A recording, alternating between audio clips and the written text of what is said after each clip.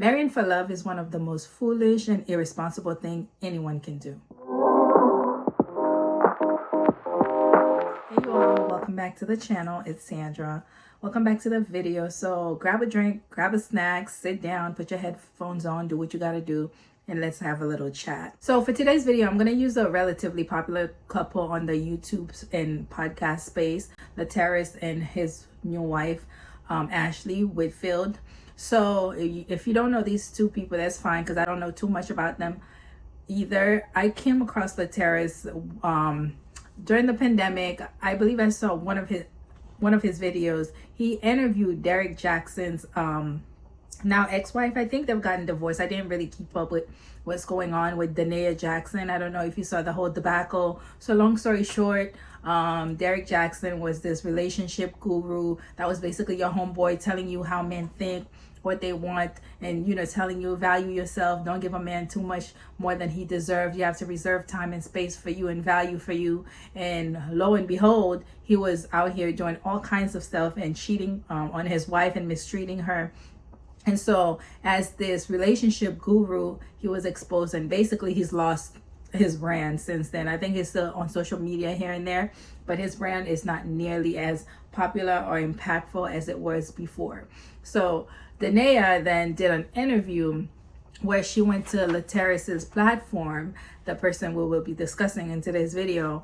And long story short, I'm not going to get into all of that. That's how I learned about Laterris. So Laterris seems to be on his podcast, which is called Dear Future Wifey. So it's supposed to be an uplifting, positive podcast that discuss various topics. It's more on the religious, conservative side. And I know when people hear conservative, they think something bad, but it's not to mean anything bad at all. And also at the end of each episode, he dedicates a letter to his quote unquote future wifey. So a little bit about him. He was married before. He's now divorced, and he was cheating on his wife. There's a whole thing about it. You guys can check it out after this video. So Laterris is now newly married to Ashley Woods, who is now Ashley Whitfield. So Ashley has been getting a lot of backlash because of, I guess, the way he introduced her to the world. And there has come, some revelation about her having to pay half of their wedding expenses. And so she's been getting dragged up and down all of the internet streets within, that space, because sometimes topics that seem like they're the biggest thing in the world really don't matter to a lot of people, and a lot of people don't even know about it. But in my opinion and in my view, when I look at this objectively, I think Ashley is a smart woman. Ashley is a smart, business savvy woman. And the reason why Ashley is getting dragged, so like I said, at the end of each episode of his podcast, he dedicates this letter to his quote unquote future wifey, somebody he's hoping to find, to marry, and make do life with, basically. So he never revealed who his people knew he was about to get married, so he never revealed her face to the world, as it were. So people were, curious as to who he's going to be marrying. And so he did a whole shoot where he was only showing her hand, didn't show her face, so the world didn't know who he was about to be married to, right? I think that was very creative. I think it was very, I didn't think there was anything wrong with that, because to me, I feel like people are just giving him too much of a hard time, and Ashley too much of a hard time about it, because they're like, oh, why would you hide your wife, blah, blah, blah, blah. But I think he was trying to build suspense around it, and it was revealed that he was trying to even get some brand partnerships, to help him pay for the wedding, and financial opportunities. This is the age of social media. There are millions to be made with your likeness and images, as long as the people are interested. So I personally don't think that there was anything wrong with it. But Ashley did a recent interview, but I guess part of the reason, not just the only reason people were dragging her about that, is that they were saying that he was hiding Ashley. And she's like, he wasn't hiding me. People in our lives, real lives, knew who I am. They knew we were dating. They knew we were about to be married. So it's not like I was secret and he just popped out and married me. No, you guys didn't know who I was. For me, we were going through therapy, we were figuring out our lives, we were doing all the things, but the people who, again, I'm a private person, so I'm telling the people who need to know, I'm just not telling the world. And that for me was beautiful because there was no noise. It was us and it was God, and it was really beautiful. Love it. And he never hid me. So that's why you know who I was, because there's a difference. There's a difference when a man is hiding you. Yes. He always told the people. That's why when you called, I talked to you. I talked to you. You sure did. I did, because I wasn't a secret. Come on. We were keeping it private. I was never a secret.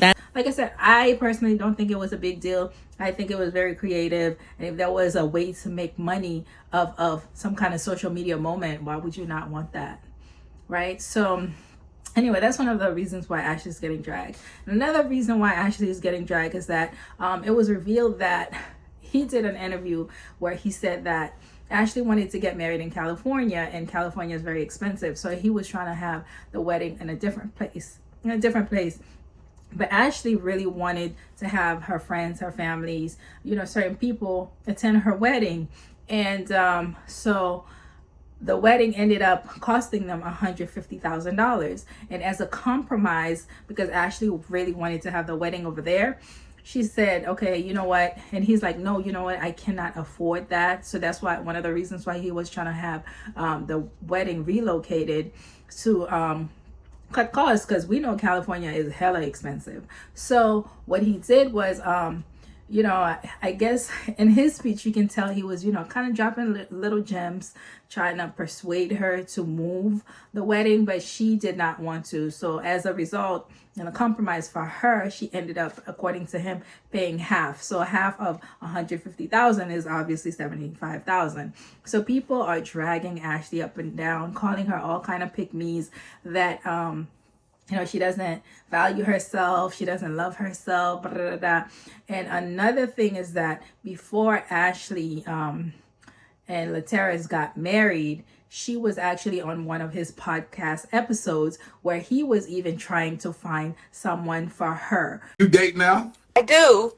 I had some, yes, I do. And how do you typically meet people? Are you on dating apps? Are you, the guys slide in your DMs? Are you responsive to guys in your DMs or what? I do respond when it feels like there's could be something there to my DMs, but I like being introduced. So does this count right here if I'm introducing you to my audience and to men that may, come on this live, hear you Yes. talk and they slide in your DMs? Does that count as an introduction? Yes, and then when it works out, we're going to come on Dear Future Wife, and we're going to tell everybody that Lateris is the matchmaker, and then we're going to start a matchmaking service for you, Lateris. We would love to be the testimony, The testimony.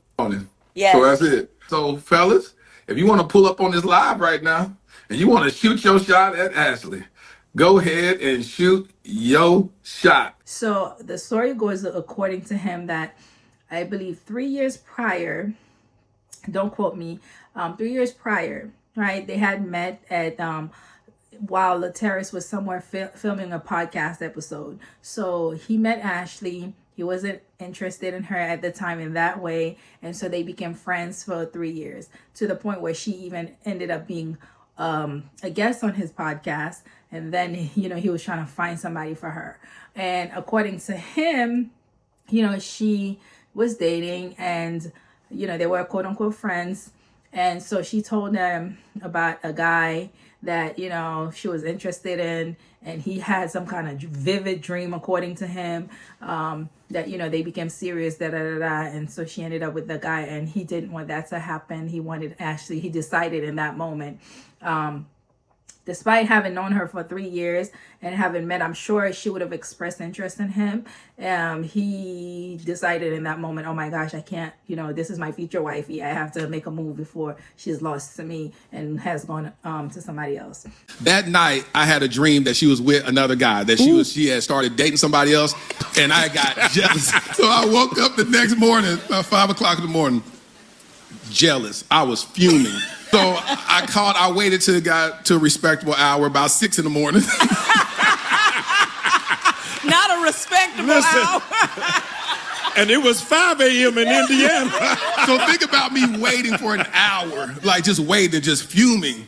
I call her and I say, "Are you dating that guy?" She said, "What guy are you talking about?" "The guy I was just on last night I was on the phone with you." She said, "Well, good morning." I said, "Good morning. Are you dating that guy?"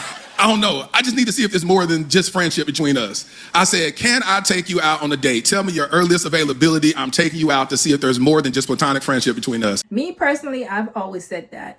I have always believed that you should never double back on a man, particularly if you're a woman, on any person who was not initially interested in you. So I'm going to coin, I don't know if this exists somewhere on the internet. No thought is really original. So, but this is the first time I'm hearing it because I'm about to say it.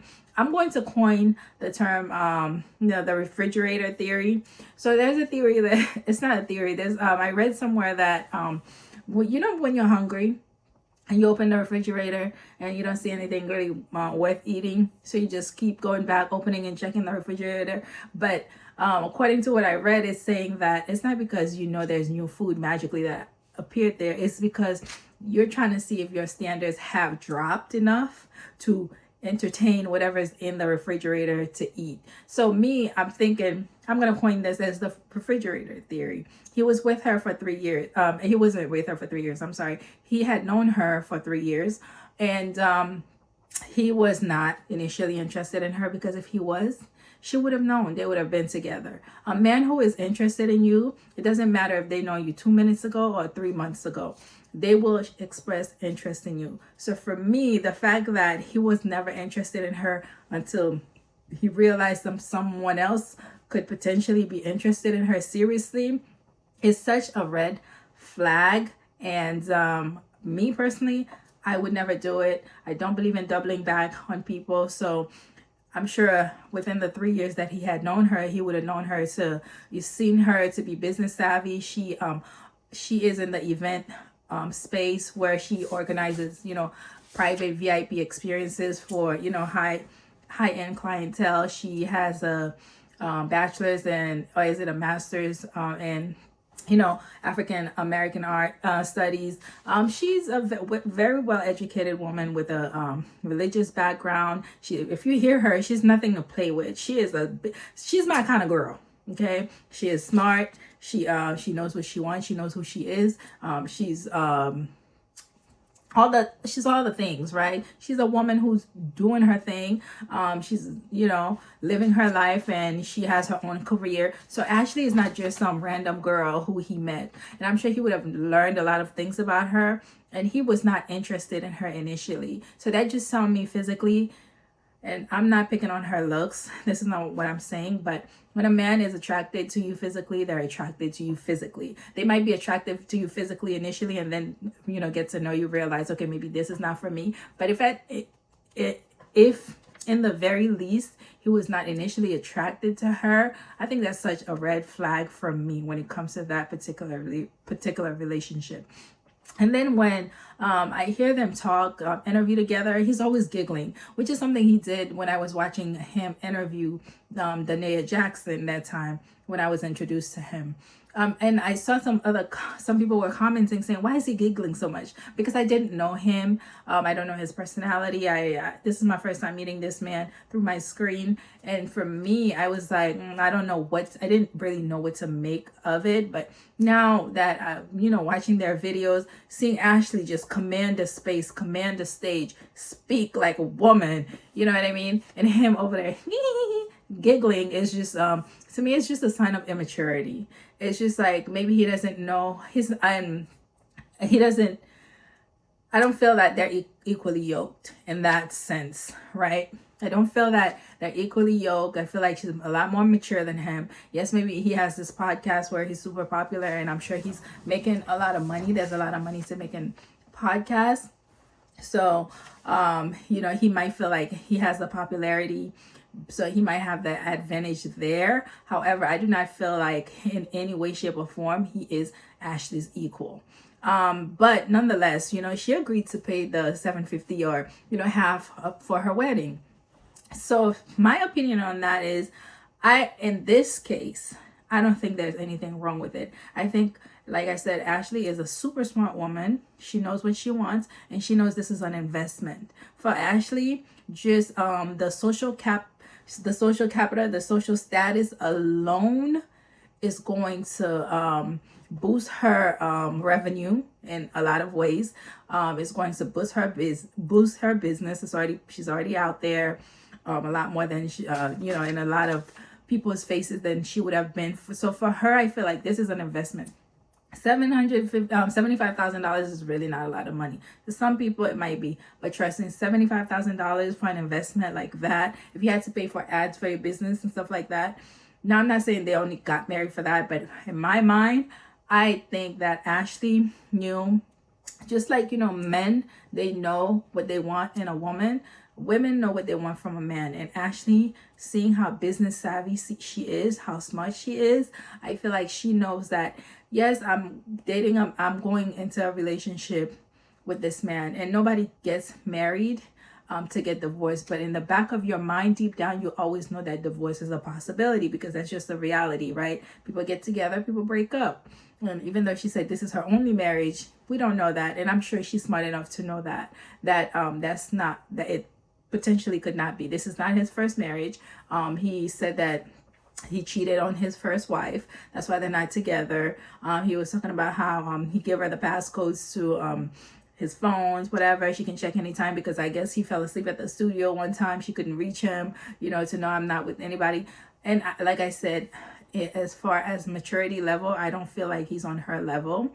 However, I feel like, yes, Ashley wants this to work. Yeah, I want a partner. I want a partner in life. I want a partner I can laugh with. I want a partner I can travel with. And I want a partner who I care about, who cares about me. But at the end of the day, marriage is a business arrangement. Since the inception of time, marriage has always been about alliances. It's always been about assets. It's always been about protection. So for Ashley, I'm not surprised that she would invest $75,000 in a wedding, just thinking just the popularity of the wedding itself is going to bring more eyes to her business. It's going to bring more eyes to his business. And now that they're married, I'm sure, maybe, I don't know if they have a prenup or not, whatever they had for before, yeah, it's going to stay to them, but whatever they share in that marriage, assets and revenues, I'm sure is going to be divided in some way, no matter the agreement, right? So for me, I don't think Ashley is dumb. I don't think she's stupid. I don't think she's any of whatever anybody else is calling her. I think she is a beautiful, smart woman who knows what she wants. She's found a man who is, on a level that she's looking to, because to being honest, he might not be as mature, but on a financial and social status, there are, her options might be limited. Not just her options, a lot of our options are limited, because once you want to start dating on certain levels, then it's not as many options. And he seems nice enough. He seems like he wants a marriage, and he wants this marriage to work. And I'm sure Ashley is probably willing to see how it goes, and we'll try to manage things. Hopefully, she's hoping for the best, as all people who get married do, right? So if things work out for her, great. And if they don't, I'm sure she'll try to work on her marriage, because most people don't just give up on their marriage. Again, people want their marriages to work. Nobody goes into a marriage hoping that it's not going to work. However, we have to understand that marriage is a partnership, right? It's a partnership in a lot of ways. And for Ashley, the way that people are dragging her, I just don't think that's fair to her. Marrying for love, solely for love, is very foolish. It's irresponsible to you. It's responsible to your finances. It's responsible to your future, your children's future, if you plan to have any, your family's future. So marrying for love is not the smartest thing, because people will oftentimes put up with stuff in the name of love that just don't make sense. Love is irrational, it's impractical, it's unstable. So marrying solely for love is never a great idea, because once love is not gone, the bills are still there, right? The friction between you guys will still be there. And marrying solely for love when you don't have money is the worst thing ever, because the love will dry out when you don't have money to pay your bills, when you're irritated, when you're trying to figure out your next meal or your next place to stay. You know, the stress, financial stress is real, right? It impacts everything, your mood, your daily mood, where you live, what you eat, impacts your lifestyle, your livelihood, and everything in between. It even impacts your health. So all of those things go into account, right? Love does not build wealth. Love does not build, assets, right? And marriage is a legal liability. So if I'm gonna get married, I'm hoping for the best. I want to marry somebody who cares about me and hope things work out. But to marry in the name of just for love is really setting yourself up and your marriage up for failure, because most people who do end up getting divorced get divorced because of financial issues. And you don't always have to marry the richest person, but you do have to marry well. What I'm saying by that is that if you're marrying someone who may not have all of the money right now, but you see that they're ambitious, not you think they're ambitious enough, they're actively working on things are happening, then that's marrying well. You marry someone who cares about you, who considers you, whose first thought about your stability is you, whose first thought about financial stability is, how is my wife going to cope? What's going to happen to my wife if XYZ? So, or a husband. So you don't always have to marry super rich, but you can marry well. And if you guys are smart together, and even if you, let's say you're an entrepreneur and you're marrying somebody who is not, who works whatever hours. I know people say 9 to 5, but most people don't work 9 to 5s, okay? Hours vary. Whatever hours during the day that people work, right? You guys don't have to both share the same work ethics. However, you do have to share a vision to where, yes, I'm going to go to work, and yes, I'm going to, let's say, start a business or whatever. You do need that support, and you do need someone who understands. You do need someone who supports you, not just financially is important, because if you're just starting off, the money's not always going to be there when you start a business. So that's why it's important to have someone who cares about you and understand, okay, this is the vision I have, and you as the person who's working on the vision have to consider your partner. You have to say, it is because of your support that I'm able to XYZ. So this is our thing, and I'm doing this for a better future for us and our families. And romance is not a financial strategy. Love cannot co-sign a mortgage. Love cannot take care of medical emergencies. There's so many things that goes into just living, right? Then you need a partner who's able to help you live the highest quality life. And the person you quote unquote love may not be the person who is the best for you. You understand what I'm saying? So you can love someone and the way they treat you is not right, or financially they're not able to meet you halfway, or however way that you feel like you should be getting, or that's going to help you sustain or maintain a high quality life. Anyway, so that's just my thoughts on that. I feel like all the hate and the negative comments that she's getting is very unwarranted. I don't think, again, she is dumb at all. She seems like she is, no offense, much smarter than her partner. And she's over there supporting his book. He just had a book, what's it called? Student of Love. She, right after their marriage, they're traveling the world promoting this book. Why do you think she's doing that? This is an investment for her. If the book does well, her man makes money. Her man makes money, she lives well. And I'm sure in a lot of ways, Lateris was not interested in Ashley, but he saw that, she's a businesswoman. She's very business savvy. She can help me. And it's an investment for him as well, right? She can help me take my business to the next level. I think I saw her offering to promote the book, or maybe have some kind of meetings for the book. I forgot what she was talking about, but it's like, yeah, she's very invested in the success of his book, because at the end of the day, it benefits her, and I'm sure he knows that. She has that. When men realize you have things going for you, as much as people think that it's only women that's looking for what men have and can do for them, men also look for the same thing. So I'm sure he noticed that, and I'm sure he knows that Ashley is, even if they get divorced at the end of the day, both of them are going to benefit from this relationship. And if he decides that he wants to continue cheating, it's going to be up to her to decide, is this something I can deal with, or is this something I have to walk away from eventually? And I'm sure she knows from this today, if she walks away, that $75,000 is nothing to get back, especially with the bookings that they have, the I'm sure the book deals and other things. I'm sure she's not part of his podcast. So that alone, ads is, she's going to get ad money. She's going to get her own bookings. She's going to, her business is going to become more popular. There is so much more benefits that comes to marrying this man that I feel like people are looking at her, oh my gosh, she's some stupid girl who married a man and let him hide her. He was not hiding her.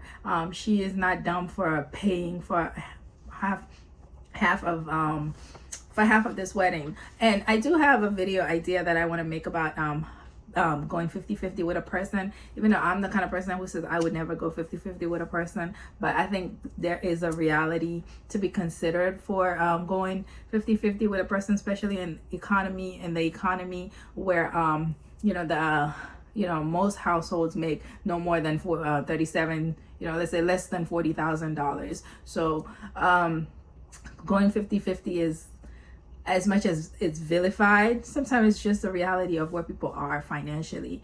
And so I have a video I kind of want to make about that. Let me know if you guys would be interested. Also, let me know your thoughts on this whole what I said about, marriage is a partnership, it's survival, it's financial stability. So I mean, of course I would not encourage anybody to marry somebody who's beating you up or who's just completely mistreating you to where your life is in danger. However, I would not fault any woman who says, hey, or any person, it could be a man too, because like I said, just like she sees the value in being with him, I'm sure he sees the value in being with her. He's known her long enough to see how she operates in her business and how successful she is in her business to know that this is somebody I want to partner up with in a marriage, because marriage at the end of the day is a legal contract, and you hope love comes with it and you hope the best comes with it, but hey, it's still a contract. And yeah, so let me know your thoughts on what I said, what you think about their relationship. Are you familiar with these people? And if you're not, what do you think about the fact that she paid $75,000 for her own wedding? So estimatedly based on what he said. So let me know what you guys think. I will talk to you guys in the next one. Bye.